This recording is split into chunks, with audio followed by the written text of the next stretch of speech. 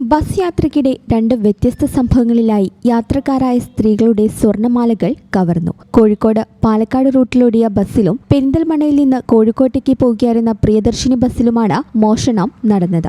ആദ്യ സംഭവത്തിൽ മകളുടെ വീട്ടിൽ പോയി മലപ്പുറം മക്കരപ്പറമ്പിലേക്ക് മടങ്ങുകയായിരുന്ന മൊറയൂർ എടപ്പറമ്പ് സ്വദേശിനി പി ലക്ഷ്മിയുടെ മാലയാണ് കൊണ്ടോട്ടിക്ക് സമീപം വെച്ച് നഷ്ടപ്പെട്ടത്. 3 പവൻ വരുന്ന താലിമാലയാണ് മോഷണം പോയതെങ്കിലും അക്രമികൾ മാല പൊട്ടിക്കുന്നതിനിടെ താലി മാത്രം താഴെ വീണു കിട്ടി. രണ്ടാമത്തെ സംഭവത്തിൽ പെരിന്തൽമണ്ണയിൽ നിന്നും കോഴിക്കോട്ടേക്ക് പോകുകയായിരുന്ന പ്രിയദർശിനി ബസ്സിൽ വെച്ച് കഴിഞ്ഞ ദിവസം വൈകിട്ട് 6:30 യാത്രക്കാരിയുടെ 2 പവന്റെ മാല കവർന്നത്. സംഭവങ്ങളെ തുടർന്ന് KSRTC ബസ് കൊണ്ടോട്ടി പോലീസ് സ്റ്റേഷനിലെത്തിച്ച് വിശദമായ പരിശോധന നടത്തിയെങ്കിലും 2 സംഭവങ്ങളിലും നഷ്ടപ്പെട്ട സ്വർണം കണ്ടെത്താനായില്ല. ബസ്സുകളിലെ അവിശ്വസനീയമായ തിരക്കും CCTV ക്യാമറകൾ ഇല്ലാത്തതുമാണ് മോഷ്ടാക്കൾക്ക് എളുപ്പമാകുന്നതെന്ന് യാത്രക്കാർ ചൂണ്ടിക്കാണിക്കുന്നു. പോലീസിന്റെ ഭാഗത്തുനിന്ന് അന്വേഷണം പുരോഗമിക്കുകയാണ്.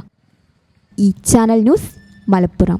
ഇടനെഞ്ചിലെ സ്വപ്നം മികച്ച ജോലിയാണെങ്കിൽ ഇനി ചിറകു വിരിച്ചു പറക്കാം. Empire College of Science. Empire College of Science, Moondal, Kuttipuram, Malappuram.